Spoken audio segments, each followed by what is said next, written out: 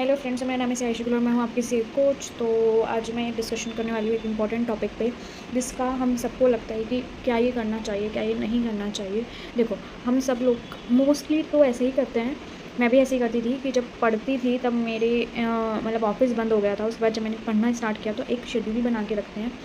कि इन आने वाले मंथ्स में हमको किस तरह से पढ़ाई करनी है।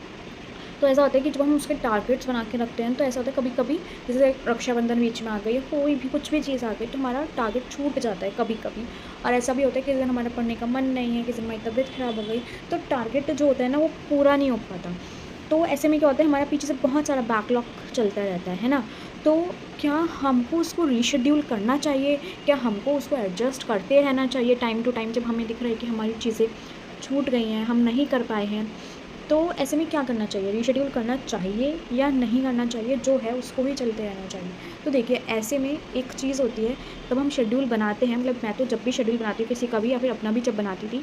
तो मेरे तो यही चीज़ रहता है माइंड में कि ऐसी सिचुएशंस आती हैं और ये बहुत नॉर्मल है कि बच्चे का जो शेड्यूल है, दिन का टारगेट है, वो पूरा नहीं हो पाएगा, वो अचीव नहीं कर पाएगा। तो ऐसे में क्या होता है कि जब भी मेरा सिलेबस कंप्लीट होता है ना, या फिर मैं कोई भी मुश्किल टॉपिक दे दूँ, जैसे कि कंसोलिडेशन सी फाइनल एफआर में, है ना, कुछ भी स्टेप पे जब भी मैं कोई मुश्किल टॉपिक रखती हूँ तो उसके आगे एक दिन मैं रखती हूँ ऐसा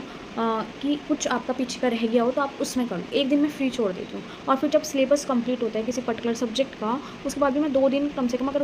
वो बच्चा एंड में नहीं आया मेरे पास मेंटरशिप के लिए, या फिर जब मैं अपना शेड्यूल बनाई थी तब भी मैंने यही किया था कि हर सब्जेक्ट ख़त्म होने के बाद 1-2 दिन रखती हूँ ऐसे स्पेयर में कि कुछ भी रह जाए तो आप उसको कंप्लीट कर लो।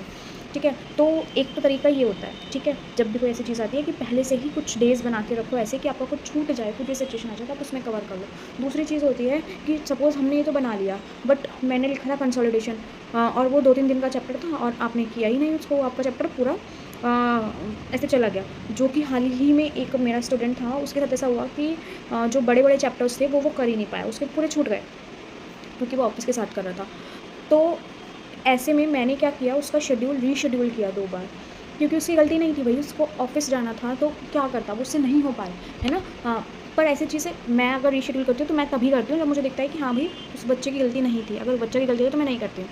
ठीक है? तो आपको भी यही करना है कि अगर आपको लगता है कि भाई मेरी ही गलती है, मेरे से ही नहीं हो रहा, है ना, मैं ही नहीं करती, तो अपने आप को टाइट करके उसको पूरा करो, है ना? और अगर आपको लगता है कि नहीं यार, सर्कमस्टांसेस ऐसे थे कि मेरी गलती नहीं है, वो नहीं हो सकता। और जो टॉपिक रहता है, वो आपको दिख रहा है कि यार जो 1-2 दिन की समय मुझको दिया गया है, उसमें वो टॉपिक्स पूरा नहीं हो सकते, सारे जो मेरे बच रहे हैं, वो सारे टॉपिक्स मैं पूरा नहीं कर सकता या नहीं कर सकती। तो उस सिचुएशन में आपको फिर उसको वापस मोल्ड कर देना है और अपने शेड्यूल थोड़ा टाइट हो जाता है उसके बाद schedule, but you have to follow that, और उसको शेड्यूल को रीमोल्ड करके चीज़ें इस तरह से अरेंज कर दो अपनी कि आपका सारा सिलेबस भी कंप्लीट हो जाए और आपको हैवी भी ना लगे, और जो टॉपिक्स आपके छूट गए हैं उसको भी आप करो, बट मेक श्योर कि आप उसको फॉलो करो बाद में। वो करने के बाद आपका जो पूरा शेड्यूल है वो पहले से ज़्यादा टाइट हो जाता है, थोड़ा मुश्किल होता है उसको कंप्लीट करने के लिए, उसको सारा पूरा करने के लिए, लेकिन आपको करना होगा, वरना तो आपके टॉपिक्स छूट जाएंगे और फिर क्या होगा, वो मुश्किल टॉपिक था आपने जो छोड़ा है वो उस पर्टिकुलर टाइम में आप नहीं कर पाएंगे, तो आपको लगेगा कि यार मेरे शेड्यूल में कोई कमी थी, है ना, या फिर मैं नहीं कर पा रहा, स्ट्रेस आएगा। तो इसलिए रीमोल्ड करके उसको वापस ठीक कर लो। बट अगर ये सिचुएशन नहीं है, अगर आप उसमें कंप्लीट कर सकते हो ना, तो उनको कंप्लीट कर लिया करो। ओके, एक चीज़ आप ये भी कर सकते हो कि जो आपके ईज़ी टॉपिक्स हैं उनका टाइम कम करके उस पे शिफ्ट कर दो, मतलब जो आपका